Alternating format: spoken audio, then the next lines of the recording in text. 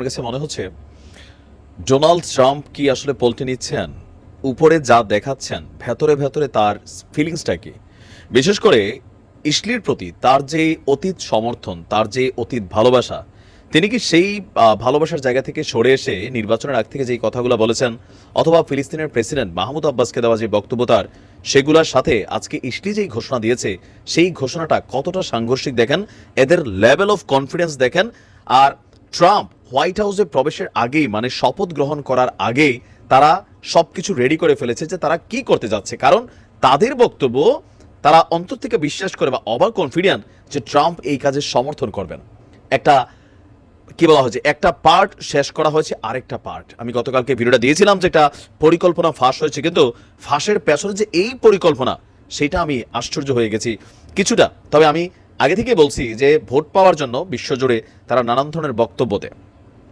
গতকালকে আপনাদেরকে একটা নিউজ দিয়েছিলাম যে ইসরায়েলের অর্থমন্ত্রী বেজালাল স্মোটরিচ তিনি হঠাৎ করে বলে বসলেন যে একটা পার্ট গা ওই যে যা এটা না, এটার বিপরীতে আরেকটা পার্ট আছে, ফিলি দুইটা পার্টে বিভক্ত, আরেকটা পার্ট হচ্ছে পশ্চিম তীর। এবার এই পশ্চিম তীর পুরোপুরি ইসরায়েল তাদের দখলে নিয়ে যাবে। আর এই পদক্ষেপকে যুক্তরাষ্ট্রের নবনির্বাচিত প্রেসিডেন্ট ডোনাল্ড ট্রাম্পের সমর্থনে এক নতুন দিগন্তের সূচনা হিসেবে দেখছেন। আমি বুঝি নাই এই অংশটা, আবারও দেখেন, ডোনাল্ড ট্রাম্পের সমর্থনে এক নতুন দিগন্তের সূচনা হিসেবে দেখছেন, মানে ট্রাম্প কি সমর্থন দিল?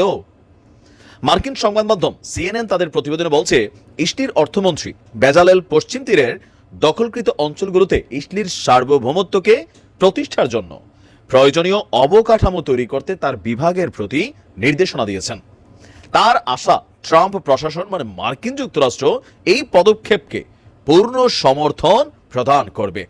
ইসরায়েল পার্লামেন্টে দেওয়া এক বক্তৃতায় তিনি বলছেন ট্রাম্পের জয় ইসরায়েলকে একটি গুরুত্বপূর্ণ সুযোগ এনে দিয়েছে। কি এনে দিয়েছে? তার মতে পশ্চিম তীর পুরোপুরি দখলে নিলে ফিলিদের স্বাধীন রাষ্ট্র প্রতিষ্ঠার যে সম্ভাবনা, সেটা বিলীন হয়ে যাবে এবং ইসরায়েল নিজের নিরাপত্তা নিশ্চিত করতে পারবে।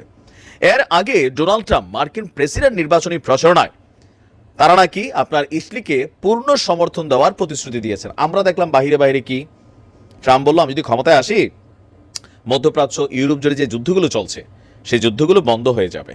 আর ট্রাম্পের একটা বড়সড় ভোট বাক্স ছিল ইউএসএ তে বসবাসকারী সারা পৃথিবীর বিভিন্ন দেশের মুসলিম কমিউনিটির ভোটটা কিন্তু তারা পাইছে। কারণ বিকল্প হিসেবে কি আছে? বাইডেন রানিং অবস্থায় আছে। মানুষ ভাবছে যে মন্দ হলেও ট্রাম্পের বিভিন্ন কথায় অনেকে ভাবছে যে ঘটনা সত্য, কিন্তু আগে আগে যে সমর্থন দিয়ে রাখছে এটা তো আমরা জানি না। এমনকি ওয়াদা নাকি করে রাখছে, আপনি দেখছেন?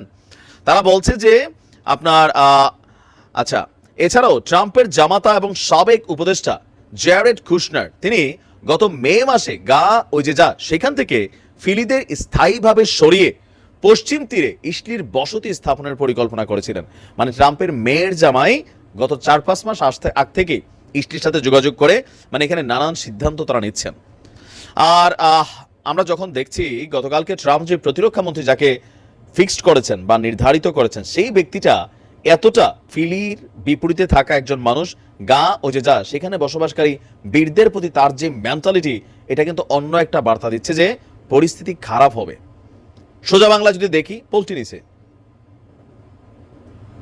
আল্লাহ ভালো জানে আসলে কি যে বলবো বলেন।